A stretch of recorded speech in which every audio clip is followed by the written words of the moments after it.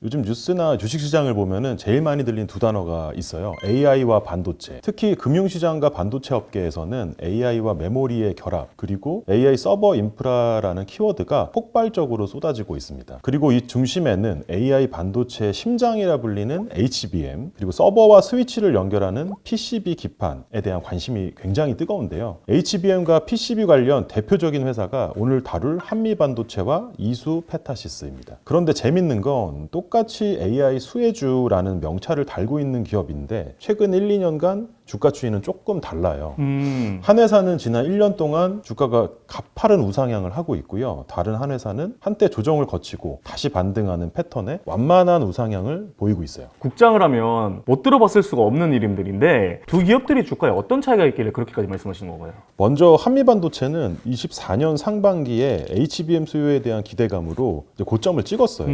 근데 이제 그 이후에 밸류에이션이 너무 높다, 너무 고평가돼 있다, 수주 타이밍이 좀 우려된다, 뭐 이런 것들에 대한 목소리가 나오면서 조정을 좀 깊게 받았죠. 그러다가 25년 들어서 실적 회복되기도 하고 그 실적 회복의 기대감이 다시 살아나면서 반등을 하고 있는 추세입니다. 이수페타시스도 뭐 2024년에 AI PCB에 대한 기대감으로 상승세를 계속 타다가 11월에 이제 유상증자를 발표를 해요. 그러면서 주가가 좀 폭락했죠. 빠졌죠. 근데 투자자들도 충격받고 빠졌는데 25년이 되면서 다시 또 반전이 나왔죠. AI 서버와 데이터 센터 수요가 폭주하면서 공급 부족 이슈가 터지니까 주가가 다시 또 오르기 시작했죠. 뭐 얼마나 올랐을까요? 글쎄요, 뭐 이게 한 두세 배 올랐나요? 그래도 엄청 오른 건데. 바닥 대비 한 6배가 올랐어요. 6배요? 예, 두 회사의 주가 흐름의 차이가 아무래도 AI 수혜주라는 큰 틀 안에서는 비슷할 수 있는데 구체적으로 어떤 제품을 만들고 또 어떤 밸류체인의 어떤 지점에 있는지에 따라서 좀 달라지는 양상이에요. 한미 반도체와 이수페타시스, AI 시대에 누가 더 멀리 갈지 이제 실적과 전략을 한번 살펴보도록 하겠습니다.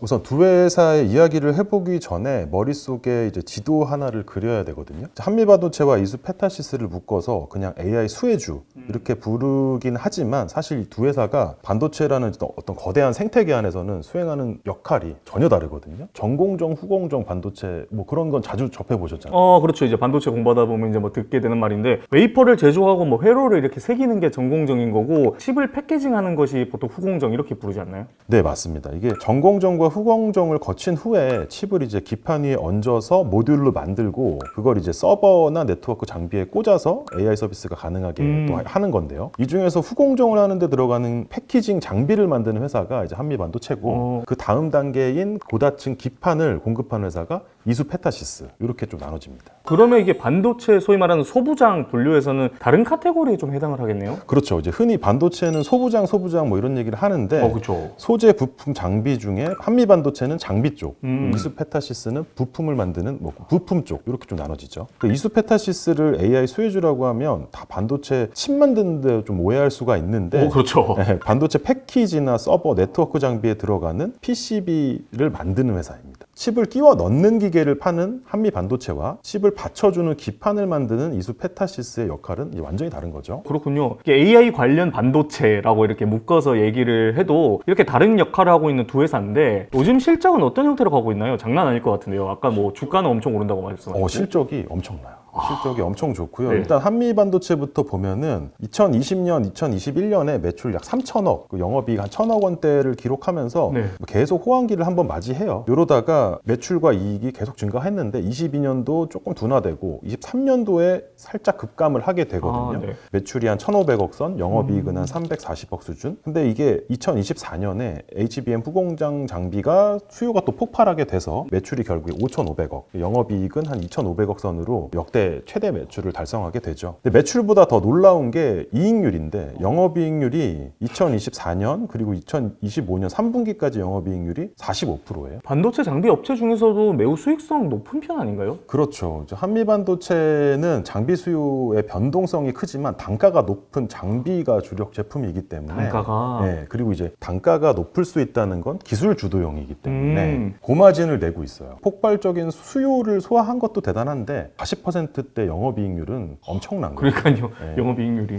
다음으로는 이수 페타시스를 보면 여기는 한미반도체와 좀 양상이 좀 다르기는 해요. 2020년, 2021년에 매출이나 영업이익은 상승세인데 네. 아무래도 차입금 레버리지가 높아서 단기 순손실을 좀 기록을 했거든요. 그러면서 2022년 통신 서버용 고다층 PCB 수요가 계속 증가하면서 그 레버리지 효과를 뚫고 순이익을 기록했죠.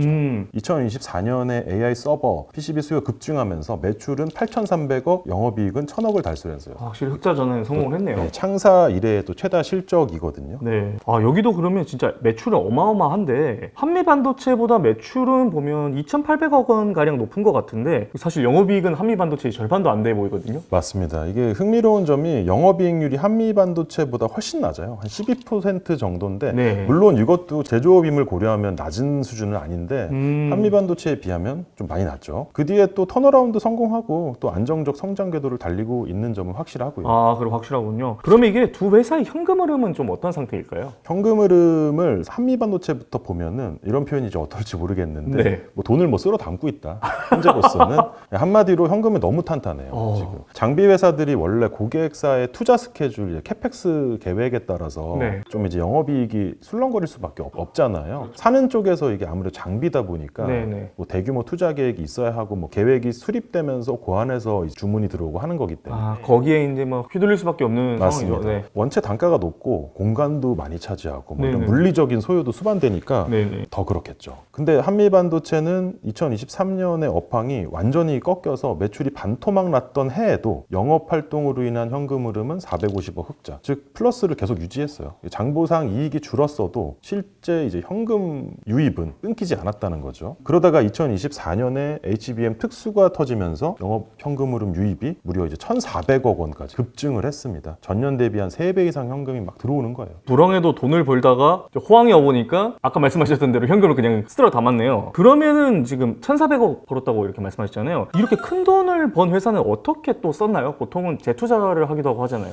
보통은 재투자하는 경우도 있죠. 근데 맞는 말씀이시고 투자 쪽 현금 흐름을 좀 살펴보면 공장 증설이나 뭐 설비 투자 같은 캐펙스 집행도 꾸준히 증가한 건 사실이에요. 네네네. 그런데 이제 한미반도체 현금 흐름표 중에 제일 눈에 띄는 거는 재무활동 현금 흐름 중에서 2024년에 한 2,300억 마이너스가 꽉 찍혀 있거든요. 예. 현금 유출이. 보통은 재무활동의 마이너스라는 건 보통은 대출 상환이 가장 큰 포션이겠죠. 근데 네. 한미반도체는 대출이 별로 없어요. 사실상. 네, 거의 없는 회사거든요. 그럼 네네. 이 돈의 정체, 그럼 이 돈 어디로 갔냐? 바로 이제 주주환원이거든요. 벌어들인 돈을 현금 배당을 또 주고 네. 자사주를 사들여서 뭐 소각하고 이런 식으로 주주 환원하는데 돈을 좀 시원하게 썼어요. 즉 벌어놓은 돈으로 설비 투자할 거 다 하고 그래도 남아서 주주한테 또 화끈하게 돌려줬다 뭐 이런 얘기로 읽히는데 네네네. 이게 아무래도 기술력에 대한 자신감 그리고 재무적 여유, 그러니까 주머니가 탄탄하지 않으면 오. 할 수 없는 행동인 것 같아요. 곡간이 넉넉하니까 인심이 후하네요. 이게 인심이 거기서 난다고 그러는데 그러면 이수페타시스는 좀 어떤 상태인가요? 이런 상황에서. 이수 페타시스는 좀 양상이 많이 달라요. 지금 돈을 모으거나 돌려줄 때가 아니에요. 아, 지금 그런 상황. 돈을 쏟아 부어야 할 때라고 좀 판단하는 것 같아요. 근데 우선 긍정적인 신호부터 좀 말씀을 드리면 이수페타시스의 현금 창출 능력이 엄청 좋아지고 있거든요. 영업활동 현금 흐름이 2022년에 뭐 한 300억, 네? 2023년에 한 500억, 2024년에 한 800억 매년 엄청나게 성장을 하고 있어요. 3년 만에 거의 3배 된 거죠. 오, 3배나. 네, 단순히 이제 회계 장부상의 이익이 아니라는 거예요. 실제로 회사 이제 캐시가 들어오는 현금 덩어리 자체가 눈덩이 자체가 커지고 있다는 아주 좋은 신호죠. 오, 그렇죠. 그리고 투자활동 현금 흐름을 보시면 2022년부터 24년까지 매년 600억 원 이상의 돈이 꾸준히 빠져나가고 있어요. 영업으로 번 돈 800억으로는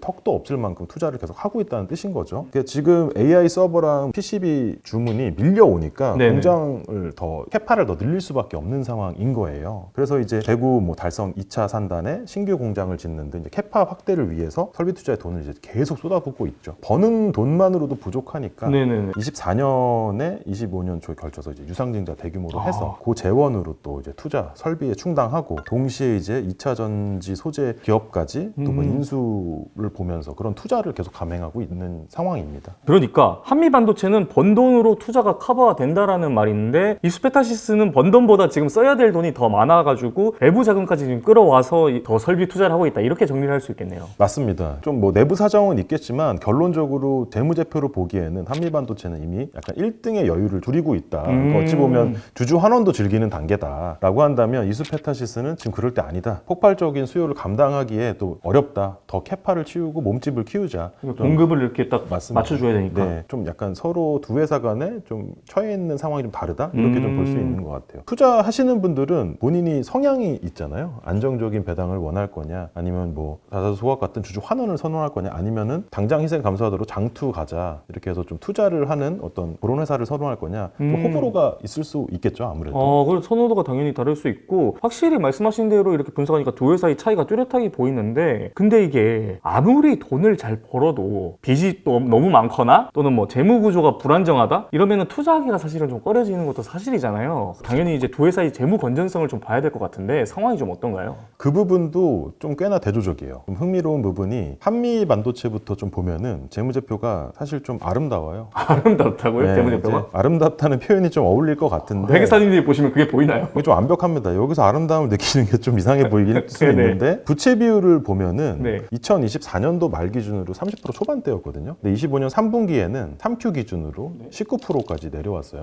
부채 비율이. 소위 우량 기업이라고 표현하더라도 부채 비율 100 정도 왔다 갔다. 이 정도는 뭐 오케이 괜찮다 건전하다 이렇게 평가를 하기 마련인데 그러니까요. 여기는 20%도 안 되는 거예요. 그러니까요. 사실상 빚이 없는 거예요. 무차입 경영 상태나 다름이 없다는 거죠. 부채 비율 20%면은 진짜 빚 걱정이 없겠는데 당연히 뭐 갚아야 할 돈보다 가진 현금이 훨씬 많다라는 이런 뜻인가요? 그렇게 볼 수가 있을 것 같아요. 그걸 보여주는 지표가 유동 비율을 보시면 되는데 네네. 1년 안에 현금화할 수 있는 자산이 많은지 아니면 1년 안에 상환해야 할 부채가 많은지를 판단하는 지표거든요. 한미반도체 25년 3분기 유동 비율이 한 400% 정도 달해요. 그러니까 지금 딱 현재 시점에서 부채 다 갚아도 한 3배 남는다. 그런 정도의 뜻이니까요. 보통 장비 회사들이 설비 투자를 계속해야 돼서 현금이 좀 마르기 쉬워요. 한미반도체는 워낙 이익률이 높다 보니까 번 돈으로 투자하고 남아서 배당하고 자사주 사도 인심도 팍팍 써도 고간이 안 줄어든다. 또 돈이 계속 들어온다. 투자자 입장에서는 뭐 재무 리스크가 사실상 거의 제로에 가깝다라고 볼 수는 있겠죠. 현재 상황으로는요. 진짜 탄탄하게 보여지는데 그러면 이수페타시스는 어떤 상태가 다를까요? 이수페타시스는 좀 확연히 다른 점이 전형적인 레버리지를 활용한 성장 모델을 지금 추구하고 있다. 딱 재무제표를 보면은 회사가 과거 한 5년간 얼마나 절박한 배수혜진을 쳤는지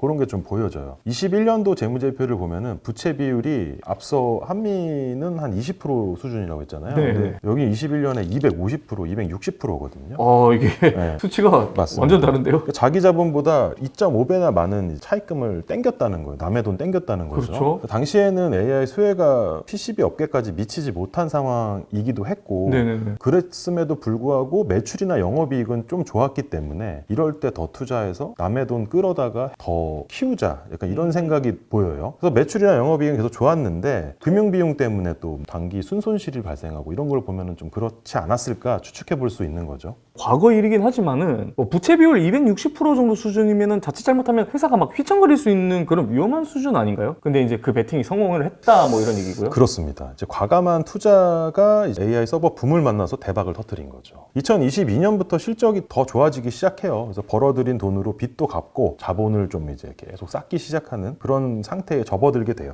2023년도까지도 부채 비율이 130%, 140%대로 어느 정도 수준은 유지하고 있었는데 2024년에 영업이익이 엄청 늘었잖아요. 결정적으로 유상증자도 했고 이러면서 자본 확충을 딱 하면서 재무 구조가 완전히 달라졌죠. 2025년 3분기 기준으로는 이제 부채 비율이 한 60%대까지 뚝 떨어졌어요. 아까 260%였던 부채 비율이었는데 60%대까지 떨어진 거면은 진짜 환골탈태라고 해도 과언이 아닌데 빚내서 지은 공장인데 이게 돈을 벌어오기 시작을 하면서 이제는 뭐 재무적으로도 충분히 안정이 됐다 이런 말씀이군요. 맞습니다. 그러니까 이수페타시스 재무제표의 변화 과정을 좀 살펴보면 고생 끝에 낙이 온다. 뭐 이런 말이 좀 떠오르죠. 뭐 유동 비율도 21년도에는 100% 겨우 넘기는 수준이라 되게 아슬아슬해 보였는데 25년 3분기 기준으로는 한 200%까지도 올라왔고요. 이제는 뭐 부채 걱정은 이제 없는 상태로 번 돈으로 자본 확충하고 더 공격적인 투자를 할 수 있는 기초 체력이 완성됐다. 과거의 공격적인 설비 투자, 레버리지 성장, 이제는 재무 구조 개선까지 되는 결실로 좀 돌아왔다. 뭐 이렇게 볼 수 있을 것 같습니다. 정리를 해보면 한미 반도체는 원래부터 이제 돈 많고 안정적이었는데 이익률까지 높은 뭐 좀 우량한 느낌인 거고 이수페타시스는 과감한 투자를 이제 위기를 기회로 바꾸고 이게 이제 투자가 딱 이제 맞아떨어졌으니까 이제는 안정성까지 갖춰가는 성장주의 모습을 보인다 이렇게 볼 수 있겠네요. 네, 맞습니다. 투자 성향에 따라서 뭐 선택지가 좀 갈릴 수는 있을 것 같아요. 나는 이제 안정성, 배당 같은 환원을 보겠다. 뭐 그런 분들은 한미반도체 이거 잘한다 평가하실 것 같고, 나는 뭐 돈 써서 덩치 키우고 빠르게 성장하는 언더독 스타일이 좋다. 언더독. 이수페타시스 이런 점의 부분에 또 점수를 더 주실 수도 있겠죠. 언더독 뭐 증명했으니까요 지금. 그럼요. 그런데 지금 요즘 한미 반도체가 다시 주식시장에서 주목을 받고 있는 느낌이 있는데 그 이유가 있을까요? 최근에 보고서들 살펴보면은 관련 자료들이나 AI와 이제 HBM 중심으로 후공정 장비 수요가 엄청나게 폭발하고 있다고 해요. 이제 한미 반도체가 완전히 재평가되는 계기가 되고 있는 건데, 실제로 2025년 11월에 SK 하이닉스와 HBM 제조용 장비 공급 계약을 체결했다고 공시도 했고요. 네. 그런데 시장이 커지다 보니까 또 이제 경쟁사들이 또 나타나게 되죠. 그래서 최근에 하나정밀기계와 뭐 특허 소송전이 진행됐다는 등 뭐 뉴스가 뜨고 있고, 네네.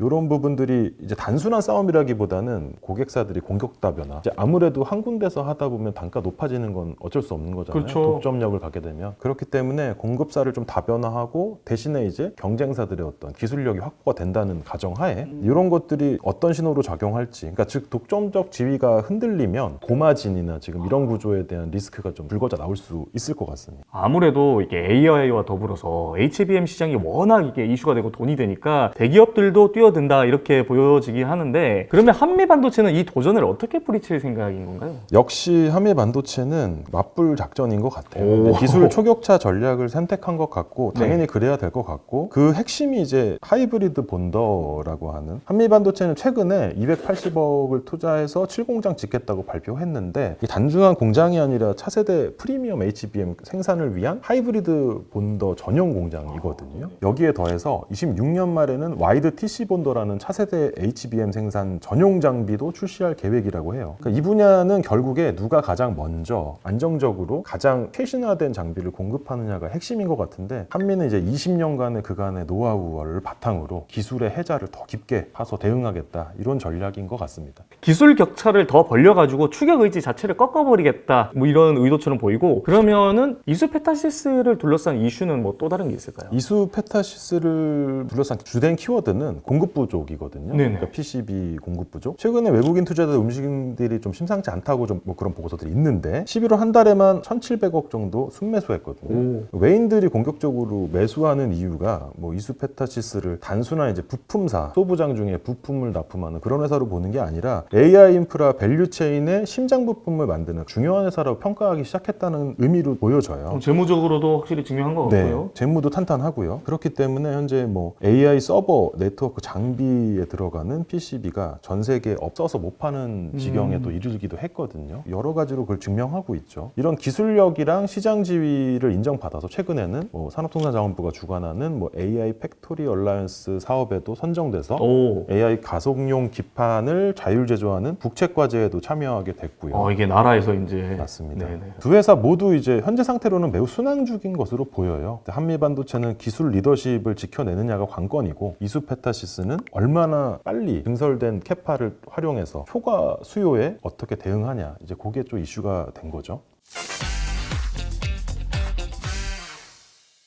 자, 이게 이 시대의 화두일 수밖에 없는 AI인데, 그 AI에게 필수적인 것이 반도체란 말이에요. 그 AI 밸류체인의 한 축을 담당하는 게 그 한미 반도체와 이수페타시스, 오늘 다룬 이 두 회사인데, 두 회사 향후 미래는 어떨까요? 요새 AI 버블론이다 뭐다 해서 말이 좀 많거든요. 두 회사 전망은 밝지만 세부 내용이 또 다 달라요. 두 네. 회사가 다른 것 같아요. 한미 반도체는 HBM4에서 또 5로 넘어가는 기술의 전환기가 또 핵심으로 작용할 수 있거든요. 근데 세대가 바뀔 때마다 신규 장비 수요는 계속 되니까, 다만 이제 실적 변동성은 전적으로 고객사의 어떤 투자 타이밍에 또 달려 있다는 어떤 수동적인 포인트는 또 기억해야 될 것 같고요. 제가 생각하기에 포인트 한 3가지 정도 있을 것 같은데, 40%대 고 영업이익률을 유지할 수 있을 것이냐. 이거는 단순히 높다의 문제가 아니라 뭐 HBM 후공정 장비에서 기술적 해자를 계속 지키고 있다는 증거가 될 거거든요. 만약에 이제 경쟁사 진입 압력 때문에 마진이 미세하게라도 흔들리면 기술의 초격차 균열을 의미할 수도 있을 것 같아요. 그리고 두 번째로는 영업 현금 흐름이 영업이익을 따라갔느냐. 설비 투자가 많은 장비 회사임에도 불구하고 늘 현금이 넘친다는 게 강점이었거든요. 네네. 현금 창출력이 둔화되는 순간 고마진의 어떤 질이 흔들리는 건 아닌가 이런 점검이 또 필요할 것 같고, 세 번째로는 뭐 재무활동 현금을의 주주 환원 패턴이 많이 보였는데 현재까지는 거의 보기 드문 수준으로 주주 환원을 하고 있는 어떤 구도를 갖고 있었는데, 앞으로도 주주 환원이 계속되면 총 주주 수익률 뭐 그런 측면에서는 매우 큰 장점을 또 보여줄 수 있겠죠. 결국 한미는 이익의 질이 유지될런지 아니면 마진 구조가 깨지는 기술 경쟁이 있을런지 요게 이제 관건일 것 같아요. 결국 이제 한미 반도체는 기술 우위에서 오는 고마진 구조를 유지를 해야만 한다는 이런 숙제를 가지고 있는 것 같고요. 이수페타시스는 좀 어떨까요, 그러면? 이수페타시스는 또 전혀 다른 과제가 있는데요. 현재는 뭐 공격적인 캐펙스 투자로 재무적으로 수요에 충족해 나가는 그런 소화해 나가는 그런 구간이라 하면 성장통의 말미라고 볼 수 있겠죠. 그런데 여기도 한 세 가지 포인트 정도 말씀을 드리면, 영업 현금 흐름이 캐펙스를 따라잡기 시작한 지 이것도 중요한 것 같아요. 그러니까 한미랑 비슷한 내용이긴 한데 22년, 23년, 24년 현금 창출력이 엄청나게 증가를 했잖아요. 네네. 이게 25년, 26년에 또 이제 새로운 공장이 가동되면서 타이밍 맞게 톱니바퀴가 잘 굴러가느냐. 이게 현금이 진짜 회사에 누적되기 시작하는 게 언제부터냐. 요게 되게 중요할 것 같아요. 그리고 부채 비율은 지금 현재 60% 우량한데 요게 또 어떻게 잘 유지가 되느냐. 또 이제 아무래도 현금 창출력이 딸리면 또 외부 조달이 필요할 수밖에 없으니까 네네. 그럼 재무 구조는 망가질 수밖에 없겠죠. 그렇죠. 그리고 마지막으로는 뭐 재고 자산과 뭐 매출 채권 증가 속도가 어떠냐. 뭐 PCB 업황 급증기에는 뭐 재고나 채권이 폭발적으로 증가할 수 있는데 너무 빠르면 운전 자본의 부담이 또 생길 수 있거든요. 그러니까 말하자면 수요 쫙 예측해서 재고 쫙 만들어 놨는데 네네. 그게 쫙 안 팔려 버리면 또 그대로 떠안게 되니까. 이게 그리고 또 반도체 산업의 약간 고질병 중에 하나고요. 네, 맞습니다. 그런 것들에 대한